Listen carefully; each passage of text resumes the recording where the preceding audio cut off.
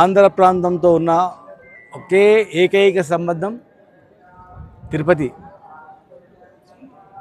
తెలంగాణలో పుట్టిన ప్రతి బిడ్డ తిరుపతిలో తలనీలాలు సమర్పించుకోవాలి, మొక్కుకోవాలనేది. రెండు రాష్ట్రాలు కలిసి ఆంధ్రప్రదేశ్గా ఉన్నప్పుడు ఇది ఎక్కడ ఎలాంటి ఇబ్బందులు లేకుండా ఒకే విధంగా ఉండేది. రెండు రాష్ట్రాలు విడిపోయిన తర్వాత డిఫరెన్సెస్ లేకుండా ప్రజలను కలిపిన దానిలో మా ప్రభుత్వంతో పాటు తిరుపతి దేవస్థానం టీటీడీ పాలక మండలి కూడా.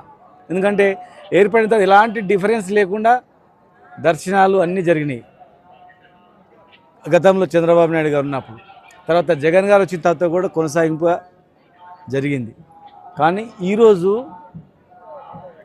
ఇక్కడ పరిస్థితి చూస్తుంటే తెలంగాణ సామాన్య ప్రజలకు కానీ, తెలంగాణ రాజకీయ నాయకులకు కానీ, తెలంగాణ సంబంధించినటువంటి వ్యాపారవేత్తలకు కానీ ఇక్కడ కొంత డిఫరెన్సెస్ అనేది కనిపిస్తూ ఉంది.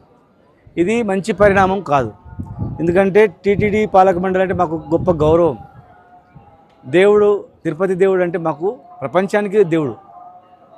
ఈ ప్రాంతంలో ఉన్నంత మాత్రం ఈ ప్రాంతం మాది అని దేవుని విషయంలో అనుకుంటూ వెళ్ళలేదు. అలా చేస్తే దేవుని కూడా కోపం వస్తుంది. ఒకే మాదిరిగా ఉండాలి.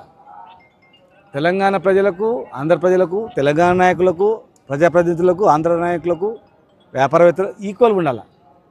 కానీ ఇక్కడ చాలా డిఫరెన్స్ కనిపిస్తుంది. ప్రజలకు, రాజకీయ నాయకులకు కానీ, విఐపీలకు కానీ, మామూలులకు కానీ, వ్యాపారవేత్తలకు కానీ, భక్తులకు మాత్రం భేదం కనిపిస్తూ ఉంది. అనుభవజ్ఞుడైనటువంటి ముఖ్యమంత్రి గారు మరి దీన్ని సరిచేయాల్సిన బాధ్యత ఉంది.